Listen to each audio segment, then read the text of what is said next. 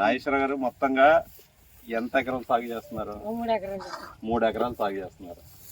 3 ఎకరాలకి అంటే రెగ్యులర్ గా మీకు వచ్చేది ఎంత గిట్టుబాటు అవుతుంది మీకు? ఇప్పుడు కూడా 30 బస్తాలు పండుతుంది. సరే 15 నెలలు అవుతుంది కూటమి ప్రభుత్వం వచ్చి. గతంలో జగన్మోహన్ రెడ్డి గారు చేశారు, 15 నెలల నుంచి చంద్రబాబు నాయుడు గారు ఉన్నారు. మరి గతంలో జగన్మోహన్ రెడ్డి గారు ఇచ్చిన దానికి చంద్రబాబు నాయుడు గారు వచ్చిన తర్వాత 2 పంటలు చేశారు. అంటే 2 పంటలు, ఇది 3వ పంట. ఈ 3వ పంటకి ఈ 3 పంటలకి ఎంత లాభం వచ్చింది మీకు? లేదా నష్టపోయారా? అటు ఇటుగా కూడా ఉంది. సరే అకాల వర్షాలు వస్తే ఏమన్నా? ఇప్పటికేమి ఇవ్వలేదు. గతంలో ఏమిచ్చేవారు మీకు? ఇన్పుట్ సబ్సిడీ ఇచ్చేవారా? ఇన్సూరెన్స్ ఇచ్చేవారు. ఇన్పుట్ సబ్సిడీ ఇచ్చారు. ఎన్ని సంవత్సరాలు ఇచ్చారు?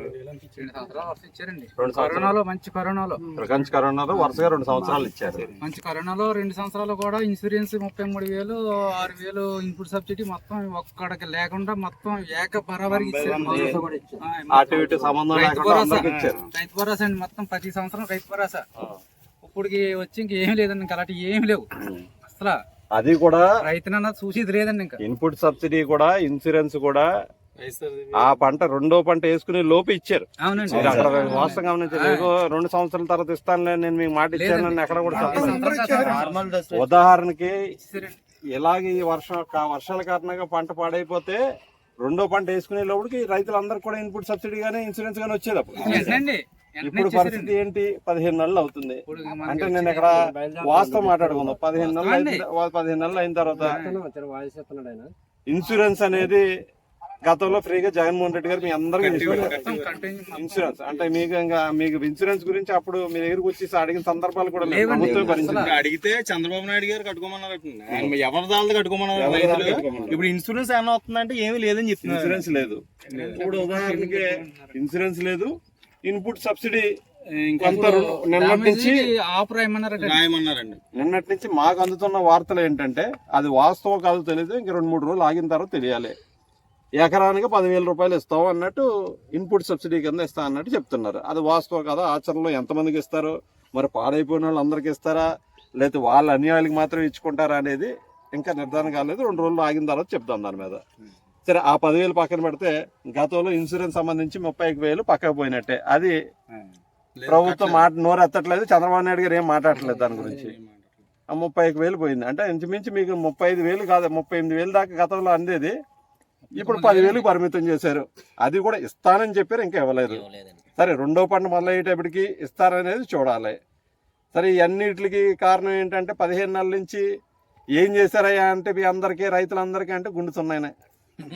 ఏం లేదు, జోబులోంచి మీద పోతుంది తప్ప ఎక్కడ వచ్చి రాబడి అనేది ఎక్కడ కనపడలేదు. ఈ డామోజీకి ఆఫ్ అంటండి, అదే ఎకరానికి 5 గుంచాల కట్ట అంట ఇంకా రాలేదు. మీరు అది కూడా పెట్టుకోవాలి.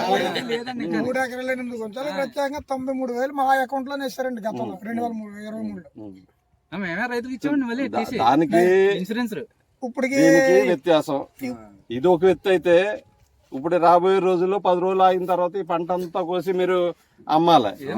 అమ్మే పరిస్థితికి వచ్చేటప్పటికి ఈ 15 నెలల నుంచి మీకు ఏ రోజు కూడా గిట్టుబాటు ధర అయితే లేదు, అసలు లేదు. గతంలో ఉన్నదానికి ఇంకా తగ్గించారు, ఇంకా అది కూడా లేదు. రేటే పెంచలేదు కదండి, ధాన్యం గిట్టుబాటు రేటు పెంచకుండా 4 నెలలు పడ్డాయండి. చాలా సీఎంఆర్ కొట్టించుకున్న వాళ్ళకి 4 నెలలు 5 నెలలు పడ్డాయండి. ఎక్కడ ఉన్న వాళ్ళు కూడా ఒకటి గుర్తుపెట్టుకోవాలి. ఇంకో వార్త కూడా వినిపిస్తుంది. ఎవరెవరికైతే ఇన్పుట్ సబ్సిడీ వర్తింపు చేసామో వాళ్ళ దగ్గర నుంచి ధాన్యం కొనుగోలు చేయరు అనేది కూడా వినిపిస్తుంది. వాస్తవం కాదని చెప్పాలి. అది రాబోయే రోజులు తెలుద్దాం. అంటే అపోహల గురించి మనం ఎక్కువ మాట్లాడగలదు, కానీ అది కూడా ప్రచారం జరుగుతుంది రైతుల్లో గానీ ప్రజల్లో గానీ ప్రచారం జరుగుతుంది. ఎవరెవరికైతే ఆఫీసులు చెప్తున్నారండి ఇన్పుట్ సబ్సిడీ చేస్తున్నారో, తీసుకుంటున్నారో వారి దగ్గర నుంచి ధాన్యం కొనుగోలు చేయకూడదు అనేది ఓ నిబంధన పెట్టారు. అది కూడా కాకుండా ఏమంటున్నారంటే ఇప్పుడు ఇన్పుట్ సబ్సిడీ మీకు డామేజ్కి ఇస్తాం మేము. ఇచ్చిన తర్వాత ఈ ధాన్యం మాసులు చేసి ధాన్యం మళ్ళీ చూసిన తర్వాత ఈ ధాన్యం ఎక్కడ వచ్చింది అని అప్పుడు అడుగుతారు వాళ్ళు అని చెప్పి అంటున్నారండి. సచివాలయంలో సచివాలయంలో ధాన్యం ఎక్కడ ఇన్పుట్ ఎంతో కొంత అవుతుంది కదండి. ఇప్పుడు ఇన్పుట్ 35, సబ్సిడీ 20 అనేది మరి అది ముదిరేస్తారండి ఇంకా. కొన్న పక్షాలండి ఇదంతా. అలా ఆ పక్షాన్ని అయితే ఎంత పెట్టుబడి పెట్టారు, మొత్తంగా పెట్టుబడి పెట్టిన డబ్బులు ఇచ్చేమని ఇంకా వాళ్ళే తీసుకోవాలండి మనం పెట్టిన లాస్ ఇచ్చేసి. గతంలో 38,000 దాకా ఇన్సూరెన్స్ దాకా వచ్చేది. ఇన్సూరెన్స్ గానీ ఇన్పుట్ సబ్సిడీ గానీ కేవలం 10,000 రూపాయలు మీ చేతిలో పెట్టి ఆ ధాన్యం కొనరు అంటే ఇది ఎంతవరకు కరెక్ట్? 38,000కి 35,000కి ఏమన్నా వ్యత్యాసం ఉందా? 10,000 ఊడిపోయిందండి. మీ మీరు పెట్టిన పెట్టుబడి మొత్తం ఇచ్చేమనండి ప్రభుత్వాన్ని, ఆ మొత్తం పంటలు వేద్దాం. మొత్తం కదా, మొత్తానికి ఏమి ఇవ్వలేదండి. వాళ్ళు ఇచ్చేది మొత్తానికి అది ఇవ్వరండి. వాళ్ళు మొత్తానికి ఏమి మొత్తానికి ఎవరు ఇచ్చే అరాకొర చేతులు వచ్చి పెట్టి మొత్తం ధాన్యం కొనుగోలు చేయమంటే ఎంతవరకు కరెక్ట్? ఈ రెండు అంశాల మీద ఏదైతే ఇన్పుట్ సబ్సిడీ తీసుకున్న వాళ్ళే ధాన్యం కొనుగోలు చేయరని ఒక అంశం అయితే, దానికన్నా ముందర ఏంటి ఇప్పుడే చెప్పాను, ఇన్పుట్ సబ్సిడీకి ఎవరైతే వర్తిస్తున్నారో వాళ్ళ దగ్గర ధాన్యం కొనుగోలు చేయాలి. ధాన్యం కొనుగోలు చేయాలి. రెండోది లేకపోతే ఇన్పుట్ సబ్సిడీ లేదు. ఇన్సూరెన్స్ ఇన్సూరెన్స్ ఎవరి కాళ్ళకి కట్టుకోవాలి. కట్టుకోవాలన్నప్పుడు ఎవరు కడుతున్నారంటే కట్టుకోవాలని చెప్తున్నారు. కడదామని కట్టించుకునే వాళ్ళు లేరు కదా. ఇప్పుడు మీరు చెప్పేది కరెక్ట్. ప్రభుత్వం నుంచి మనం ఇండివిజువల్ గా కట్టుకుంటాం, కానీ కట్టుకోవడానికి లేదు. వాళ్ళు చెప్పారు కానీ జగన్మోహన్ రెడ్డి గారి ప్రభుత్వంలో ₹1 కట్టారు, రైతు దగ్గర నుంచి కట్టించుకోకుండా ప్రభుత్వమే కట్టింది. ఇప్పుడు మనం ఇండివిజువల్ గా కట్టుకోవాలంటే ఎవరికి కట్టాలి, ఎలా కట్టాలి తెలియదు. లేదండి, కట్టుకోవడానికైనా వాళ్ళు కట్టించుకోవాలి కదా. ఈ మండలం వరకు అంటే కాదులూరు మండలం కాకినాడలో ఉంది, గంగవరం రామేశ్వరం మండలం ఇంచుమించు అమలాప కోనసీమలో ఉంది. ఈ రెండు మండలాలకి ఏమో ఎకరానికి ₹70 చొప్పున అప్పట్లో ఎవరైతే కట్టారో వారికి వర్తింపజేస్తాం అనేది ఓ ప్రచారం తీసుకొచ్చారు తెరపైకి. నాకు తెలిసి ఈ చుట్టుపక్కల ఈ మండలంలో సాగు చేస్తున్న రైతుల్లో కనీసం 10% కూడా కట్టలేదు. వారికే మేము ఇన్సూరెన్స్ వర్తించేస్తాం, మిగతా వాళ్ళకి ఇన్సూరెన్స్ వర్తింప చెయ్యం అనేది ప్రభుత్వం తరఫు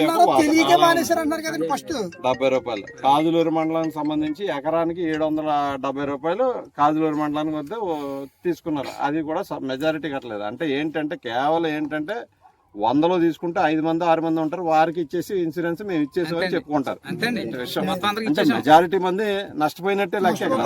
ఇక్కడ 2 విధాలుగా నష్టపోతారు. ఇటు పంట వైద్యుగా నష్టం. అందరికీ నమస్కారం.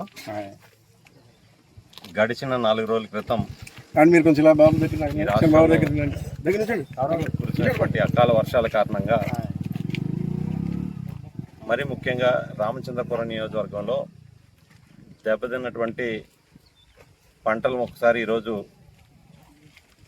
వైఎస్ఆర్ కాంగ్రెస్ పార్టీ తరఫున పర్యటించి రైతులకు అండగా నిలవాలనే ఉద్దేశంతో రామచంద్రపురం మండలం బెల్ల, కందులపాలెం, తాటిపల్లి ఈ గ్రామాలన్నిటి కూడా పర్యటించడం జరుగుతుంది. ఒకసారి మనం గమనిస్తే ఎన్నికల ముందు ఏం చెప్పారు, ఎన్నికలు అయిపోయిన తర్వాత ఏం మాట్లాడుతున్నారు, ఈ రెండు ఒకసారి రాష్ట్ర ప్రజలు కానీ రైతులు కానీ ఒకసారి మనం అందరం కూడా దృష్టిలో పెట్టుకోవాలి. ఎన్నికల ముందు నారా చంద్రబాబు నాయుడు గారు నేను రైతన్నలకు అండగా ఉంటాను, గిట్టుబాటు ధర కల్పిస్తాను, గత వైఎస్ఆర్ కాంగ్రెస్ పార్టీ రైతులకు వెన్నుపోటు పొడిచింది, మోసం చేసింది, ద్రోహం చేసింది అని అన్నాడు చెప్పడం జరిగింది. ఏం చెప్పారు అన్నాడు, గతంలో ప్రతి పంటకి నేను ఆదుకుంటాను, అకాల వర్షాలు కానీ కురిస్తే నేను రైతులను ఆదుకుంటాను, కౌలుదారిని ఆదుకుంటాను, ఇన్సూరెన్స్ ప్రీమియం సకాలంలో చెల్లిస్తాను, ఇన్పుట్ సబ్సిడీ ఇస్తానని చెప్పిన వ్యక్తి ఇంచుమించు 15 నెలలు అవుతుంది. మరి 15 నెలల నుంచి ₹1 అన్న రైతులకు అందించారా అనేది అక్కడ ఉన్నటువంటి రైతులందరూ కూడా ఆలోచించాలి. 15 నెలల నుంచి ₹1 అన్న మీకు వచ్చిందా? ₹1 అన్న వచ్చింది. మరి గతం దానికి ఈ దానికి ఒక్కసారి మీరు వ్యత్యాసం గమనించాలి. మేము కేవలం ఇప్పుడు మీ తరపున ఎందుకు పోరాడుతున్నాం అంటే మాలాంటి వాళ్ళు కూడా రాపోతే ఆ ఇస్తానన్న 5వ 10 కూడా రావు. వచ్చే ఇప్పుడు అధికారులు కూడా తిరుగుతూ ఉన్నారు. గతంలో జగన్మోహన్ రెడ్డి గారు ఏం చేశారో మీకు తెలిసి నేను ప్రత్యేకించి చెప్పాల్సిన అవసరం లేదు. సంవత్సరం కంటిన్యూగా అకాల వర్షాలు ఏమన్నా కలిస్తే ఇన్సూరెన్స్ కూడా జగన్మోహన్ రెడ్డి గారు కట్టారు మీ తరపున. కట్టలేదండి ఎవరు. ఇన్పుట్ సబ్సిడీ కూడా ప్రభుత్వం సకాలంలో, అంటే మీరు రెండో పంట వేసేటప్పటికే మీ ఖాతాల్లో ఆ డబ్బులు కూడా ఇవ్వడం జరిగింది. ఉదాహరణకే చెప్తాను, ఎకరానికి 31,000 ఇన్సూరెన్స్ ఆ రోజు వచ్చేది. ఎకరానికి 31,000 కేవలం ఇన్సూరెన్స్ మాత్రమే. దాంతో పాటు ఇన్పుట్ సబ్సిడీ తీసుకుంటే 6,000 వచ్చింది. ఇంచుమించు ప్రతి ఎకరానికి 37,000, ఒక దుక్కున 40,000 చెప్పిన ఆ రోజు జగన్మోహన్ రెడ్డి గారి ప్రభుత్వంలో వచ్చేది. మరి ఈ 15 నెలలు అయిపోతుంది. నేను గతంలో కన్నా నేను మిన్నుగా చేస్తానని చెప్పిన వ్యక్తి ఇంచుమించు 15 నెలల కాలంలో మీకు రైతు భరోసా కింద పెట్టుబడి సాయం కింద 20,000 రూపాయలు ఇస్తా అన్నారు. 20,000 రూపాయలు ఫస్ట్ సంవత్సరం అసలు లేనే లేవు. 20,000 రూపాయలు ఉన్నదని మొదటి సంవత్సరం ఎగ్గొట్టేశాడు. మొన్నటి సంవత్సరం అసలు రూపాయి కూడా లేదు. మొన్న మేము అందరం కూడా ఆందోళన చేసాం రైతుల తరపున. అవును, రైతుల తరపున ఆందోళన చేస్తే ఆకిస్తాన 5,000 6,000 ఇచ్చారు. ఇచ్చారు. మొన్నటి మళ్ళీ వాస్తవం మాట్లాడుకోవాలి. 5,000 6,000 తప్ప మిగతా ఎక్కడ కూడా ఇచ్చిన సందర్భాలు ఏమీ లేవు. ప్రధానమంత్రి వేసినవి కూడా ఆపేసాడండి. అది కూడా ప్రధానమంత్రి గారు వేసినవి 2,000, ఈయన వేసినవి వేసినవి 5,000. ఆ 7,000 తప్ప మిగతా ఎక్కడ కూడా కనిపించిన సందర్భాలు లేవు. ఇంకా ఎలా అకాల వర్షాలు కానీ కురిస్తే మళ్ళీ పట్టించుకునే నాదుడు ఎవడ కూడా లేడు. ఇంకేం లేదు, రైతు ఆత్మహత్య చేసుకోవట్లేదు. పట్టించుకునే నాదుడు కూడా లేడు. ఇవన్నీ కౌలు వ్యవసాయాలండి, సొంత వ్యవసాయాలు ఏం కాదండి ఇవన్నీ. అదే మాట్లాడుతున్నాను. గత విషయానికి ఏంటంటే గతంలో కౌలుదారికి మేలు జరిగేది, రైతుకి మేలు జరిగేది అంతా. ఇప్పుడు పరిస్థితి ఎలా ఉందంటే ఎవ్వరు వచ్చి మాట్లాడట్లేదు, ఎవరు చూడట్లేదు. కనీసం రైతు ఆదుకుందామని తెలియట్లేదు. ఇన్సూరెన్స్ కానీ ఇన్పుట్ సబ్సిడీ కానీ 2 ఇచ్చాం. ఇవ్వడమే కాకుండా ధాన్యం కొనుగోలు టైంలో కూడా ఖచ్చితంగా మీకు గిట్టుబాటు ధరకు బాగానే వచ్చేది ఆ రోజు. తను నేను చెప్పక్కర్లేదు. ఇక్కడ ఉన్నటువంటి రైతులందరూ కూడా ఎంతకి కొన్నాం అనేది మీకు తెలుసు. ఇప్పుడు ఎంతకు అమ్ముతున్నారు అనేది మీకు తెలుసు. ఇప్పుడు ఎంతకు అమ్ముతున్నారు? 15 నెలల నుంచి ఇంచుమించు 3వ పంట ఇది. ఇది 3వ పంటకి 2 పంటలకు ఎంతకు అమ్మారు మీరు? 1,300 1,400 చెప్పిన అమ్మారు అంతే నాకు తెలిసి. గత 2 పంటలు కూడా అంతేనా? గత 2 పంటలు కూడా 1,300 1,400 అమ్మేది. గవర్నమెంట్ డబ్బులు వచ్చేవండి. ఈరోజు పండం దేవుడు ఎరుగు, పండం కూడా చేయట్లేదు. కనీసం పండించిన ధాన్యాన్ని అకాల వర్షాలు పడిపోతే పట్టించుకునే నాదుడే లేదు. మీకు వచ్చి మీకు ఇస్తామని చెప్పారు. మరి ఎన్ని ప్రగల్భాలు కలిగారు? అసలు చాలానండి, ఏది లేదు. రైతులు వ్యవసాయమే చేయొద్దు. ఒక్కటంటే ఒకటి లేదు. పూర్తిగా నేను ఏమంటున్నా అంటే ఖచ్చితంగా రాబోయే రోజుల్లో ఇప్పుడు ఎకరానికి 10,000 ఇస్తా అని చెప్తున్నారు. అది కూడా ఇన్సూరెన్స్ కాకుండా. అది నిజమో అబద్ధం అనేది రాబోయే రోజుల్లో చూడాలి. 2 రోజుల నుంచి మాకు వస్తున్నట్టు వార్తలు అయ్యి ఎకరానికి 10,000 చొప్పున ఇస్తానని. అంటే ఇన్సూరెన్స్ కాకుండా, ఇన్సూరెన్స్ అనేది ఇంక లేదు, మీకు లేదు అన్నట్టు చెప్తున్నారు. మరి ఆ 10,000 వల్ల రైతుని ఏమన్నా మేలు జరుగుతుంది అంటే అక్కడ లేదు. అంటే నా గతంలో 37,000 వచ్చేది కనీసం 10,000కి పరిమితం చేసే పరిస్థితికి వచ్చేసింది. మరి ఇవన్నీ చూసుకుని 10,000 ఒక రోజు కూలి పని కాదండి. ఒక రోజు కూలి పని కాదు. రాబోయే రోజుల్లో రంగు మారిపోతుంది. కొంటారు కూడా లేదు, కొనమని హామీ ఏది కూడా లేదు, అసలు లేదు. రంగు మారిపోతుంది. కొంటానని ఎవరు కూడా చెప్పట్లేదు. ఎకరం కోయాలంటే కనీసం 2-3 గంటలు పడుతుంది. వాడికి 10,000 సరిపోతాయి. 10,000 సరిపోతాయి. 10,000 కోతకొస్తాయి అంతే నాకు తెలిసి మిషన్. మాకు కానీ వస్తాయండి, రైతుకి ఇస్తారండి. ఏదో మనం దైవదాన్ని పుచ్చుం కింద అడగాలండి. సరే, ఈ 4-5 రోజులు అసలు ప్రభుత్వం ఎంత ఇస్తుంది? మాకు అందుతున్న వార్తలు బట్టి 10,000 ఇస్తా అని చెప్తున్నారు ఎకరానికి. మరి ఆ 10,000 ఏ మూలకైతే రైతుకు రాదు. అసలు వచ్చిన దాని తర్వాత ఖచ్చితంగా ఇన్పుట్ సబ్సిడీ కానీ ఇన్సూరెన్స్ కూడా, ఈ దెబ్బతిన్న పంటలు కూడా ఇన్సూరెన్స్తో సంబంధం లేకుండా గత ప్రభుత్వంలో ఎంత వచ్చిందో అంతే రైతులకు ఇవ్వాలి. అంతే అని చెప్పిన ఇంకెక్కువ ఇచ్చినా మేలే, అంత ఇస్తే సంతోషం.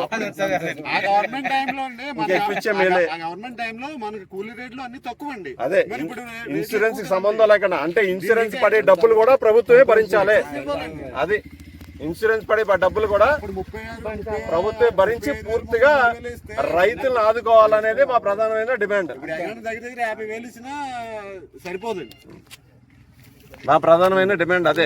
రాబోయే రోజుల్లో ఖచ్చితంగా ఇంకా పూర్తిగా రైతులకు అందేంత వరకు ఖచ్చితంగా కార్యక్రమాలు చేపడతాం. మీరు కూడా ఓ రోజు కార్యక్రమాన్ని పిలుస్తారు, అందరూ కూడా తలపండి. ఇప్పుడు వచ్చిన తర్వాత ఇన్సూరెన్స్ ఎవరైతే కడతారో వారికి ఇన్సూరెన్స్ వర్తిస్తుందని చెప్పారు. సో ప్రప్రథమంగా అసలు ఈ ఎకరానికి ఎంత తీసుకున్నారు ఇన్సూరెన్స్ మీరు చెప్పండి. మీరు కట్టారా? కట్టిన వాళ్ళు అంటే 70 రూపాయలు 80 రూపాయలు అనేది ఎకరానికి 70 రూపాయలు ఎంతో అనేది ఎకరానికి 75. కాజులూరు మండలానికి సంబంధించి ఎకరానికి 750 కింద ఏదో కట్టించుకున్నారు అంటే మొన్నటి వరకు. అదే ఇక్కడ ఎకరానికి ఉంది. అసలు కట్టిన వాళ్ళకి అసలు వర్తించలే అంటున్నారు ఇన్సూరెన్స్. నిజంగా ఏమన్నా కార్ సొసైటీల ద్వారా లోన్ తీసుకున్న ఉన్న వాళ్ళకి వాళ్ళు కొద్ది గొప్ప వర్తిస్తుంది ఇన్సూరెన్స్. అది కూడా అండి మనల్ని కట్టుకోమని ఎందుకంటే సొసైటీ కట్టిస్తుందండి. అదే మన దగ్గర కలెక్ట్ చేసుకున్నాడు కట్టేసేవారు. ఈసారి ఏమన్నారంటే వాళ్ళు మేము మొత్తం లోన్కి అంతా కట్టివారండి. 1 లక్ష రూపాయలు లోన్ ఉందనుకోండి, 1 లక్ష రూపాయలకి ఇన్సూరెన్స్ కట్టించుకునేవారు. ఈసారి వాళ్ళు ఏం చేశారంటే అంటే ఇప్పుడు మనకి 1 లక్ష రూపాయలు అంటే ఒక 5 గుంచాలు ఉన్నా కానీ 1 లక్ష ఇచ్చేస్తారు. సో 5 గుంచాలకే కట్టించుకోమన్నాడు అది. రైతులు అక్కడికి వెళ్ళి పట్టట్టు 5 గుంచాలకే కట్టుకున్న చాలా తక్కువ మంది ఉంటారు నాకు తెలిసి. ఎందుకంటే ఆ ఇంట్రెస్ట్లు కట్టేసి లోన్ తిరిగేసేసుకోవడం తప్పిస్తే ఆ ఇన్సూరెన్స్ కట్టలేదు. ఎందుకని కారణం కూడా ఉంది దానికి. గతంలో జగన్మోహన్ రెడ్డి గారి టైంలో 5 ఏళ్ళు కూడా ఎవడో ఇన్సూరెన్స్ వాళ్ళే కట్టారు. అలా కానీ మొన్న మేము సొసైటీ వాడామండి, అందులో ఇన్సూరెన్స్ కట్ అయిపోయిందండి. 2 లక్షలు తీసుకున్నాం. ఎప్పుడు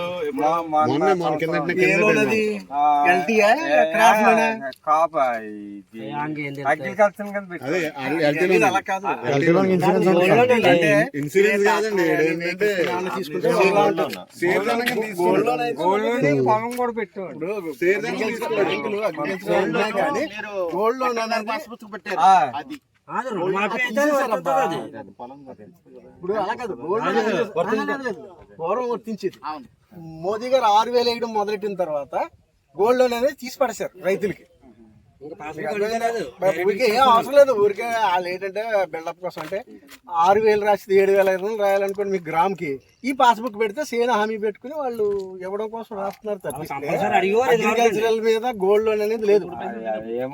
క్రాప్ లోన్ తీసుకునే వాళ్ళకి మాత్రం వస్తుంది, లేకపోతే లేదు అది అసలు.